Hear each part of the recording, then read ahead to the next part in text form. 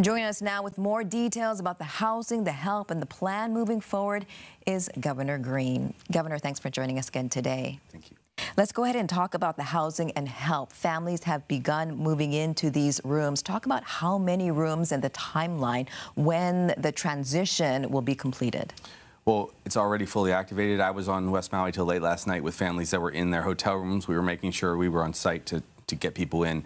Incredible effort from our team and the mayor's team. Over 450 rooms were already fully set up. And now today we're going to add about 1,300 Airbnbs that will be available. People should sign up with the Red Cross. The Red Cross is going to be in a contract with us, which I signed yesterday, doing this work to facilitate it. But we'll have people on the ground too. It's all hands on deck. It was really wonderful to see families go into shelters, and we hope from shelters to housing. We hope also by the time a week passes, 7 days pass, that we can get everyone who possibly wants to get out of shelters into housing. It'll be free. It'll be supported by FEMA and Red Cross and us. It'll be for a long period of time. We're going to start with, I think, 36 weeks at least of commitment, and it's going to go on because it's going to take a long time to rebuild. So by next week, everyone should be moved into these units. Yes, and we're going quickly now. So hundreds of people got moved in already by last night, and it's all hands on deck. So a huge number of people will want to go today. And some people stayed in their cars. They didn't go stay at the shelters, but they just have to go sign up wherever Red Cross is at the shelters, and then we'll quickly move them. And if they have any problem at all, get in touch with me or my team, and we will get them into either a hotel room or an Airbnb. Also, I think it was, at last count, 160 of our own local residents who own houses are entering into a program we set up so that we can directly kind of Airbnb it for them. Only 25% of the search area has been completed, but it is expected to move quicker. Yes, we now have, at first, we of course only had what can trickle in the first 48 hours. You know, a lot of these services come from the West Coast or all the way from the East Coast. So now we have 20 dogs up from originally there was just 3. So you can imagine a lot more people can help. We also have dozens of people now that are search and rescue from FEMA. In the first couple hours, you know, you only get 10 or 12 people. You know, people have said things maybe went a little slow. It's not, I'm not going to argue with anyone, but, you know, you got to realize the president approved my emergency request, which I did at 12:10 a.m. the day after this happened, in 6 hours and 10 minutes. I mean, so it's incredible how fast. And then what happens is you have essentially a 48 to 72 hour mobilization from the mainland and from around the world. I mean, while firefighters are still putting out the last fires, and you set up all of the services. Over 1 million pounds of food and water's gone out, over 100,000 pounds of ice, and we're trying to do everything. Our hearts are just broken. But now anyone who wants to give relief has been integrated into the system. We're taking on hundreds of volunteers. There'll be 1,200 Red Cross officials that come and go in and out of Hawaii.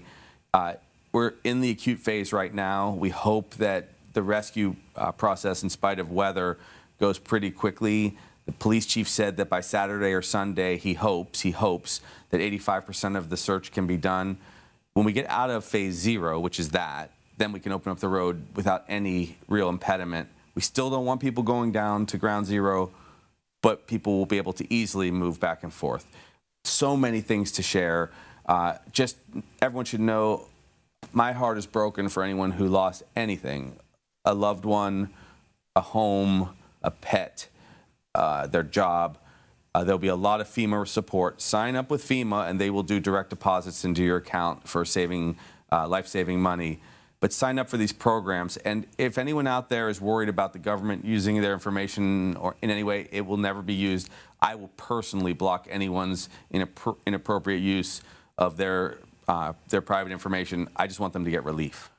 I know you talked about FEMA, the federal help, and you did it as soon as you could in terms of president and asking him for help and getting the help over here. But what about on the local level? And how do you address concerns that some people have about the lack of government response or the slow government response? What do you want to say to them? Because a lot of people just took it into their own hands to get the supplies needed to loved ones over in Lahaina. I just say thank you for doing what you could for your neighbors.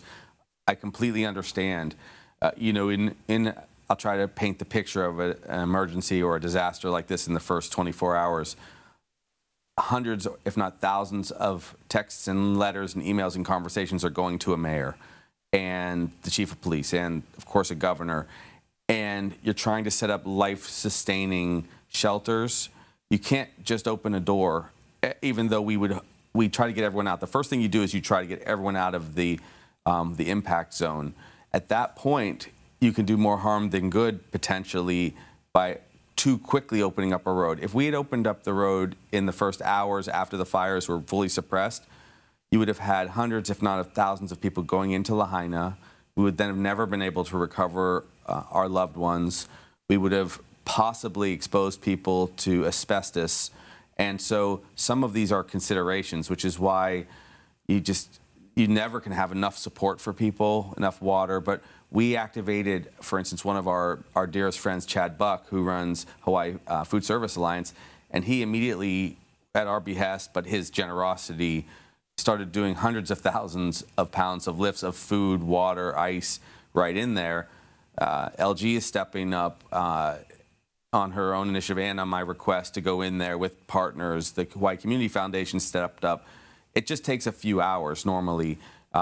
This was the fastest approval in the history of mankind for designations of relief, but Hawaii, we're so far away that they have to set up charter planes, they have to set up other services, and the local guys, meanwhile, 30 of the 100 firefighters had their own homes burnt and were wondering if their family members had survived.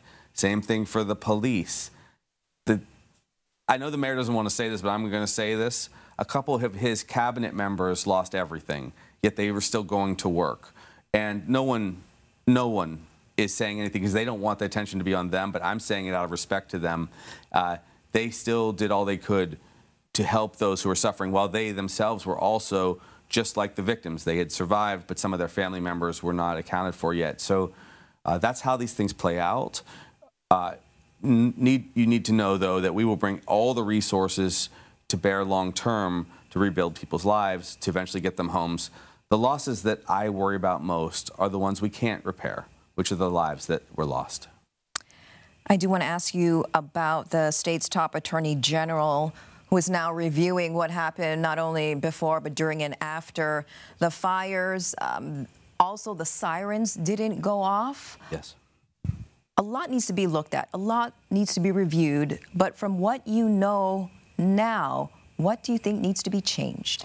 A lot of things. So I personally authorized that review for our Attorney General. Okay, the Attorney General in Hawaii is appointed by the governor, and she's terrific, and we discussed this and we said go. Normally these reviews happen weeks or months after. Just so you know, we started it during the response because she had some time. And I think that we have to get answers and we have to get clarity on the policies especially. I'm not going to point fingers or blame. That's not the point. We have to change our water policy. There's been some impediment of water release into the region. This is early assertions that I'm hearing. Some of that water that wasn't released makes me very worried. We're looking at that. We are assessing and every state has a different policy on this, how do you determine when to shut power off or leave it on for poles? Keep in mind, we're worried, like everyone, we're worried about what the causes of the fire were, but also if you shut down power, you shut down some internal infrastructure. Some pumps go down. If you don't have a good response with backup generators, you might not be able to get it up during a fire. A lot of the infrastructure requires energy to run. And so imagine if you make a mistake and turn off something and then it results in a fire, then you're definitely culpable. Would a siren have helped or not? I've had a lot of people tell me different things. Some of the survivors told me they wish they had heard a siren. Other survivors told me they thought sirens were always for tsunami and they would have immediately gone up mountain, which is the way I was told when I first came to Hawaii. If you hear a siren, it's probably a tsunami. Go up mountain, go Mauka. Well, that would have been right into the fire. So that's why we do the review. So the comprehensive review will be transparent. There's other people worried about land use. I'm going to do what I can to suspend any predatory behavior from the outside so we can preserve the land for our local people. There's so many questions. We want over this next few days to recover the remains of those we've lost. Then we want to make sure that we do all that we can to get people stable housing and resources to rebuild. A lot of the other stuff is, for now, really work that should be done weeks out. Right. But if I have an extra ounce of energy or an extra minute in the day, I will get my team there and doing it because we know how much people are suffering. Well, we appreciate your time and we appreciate you stopping by. Thanks, Governor.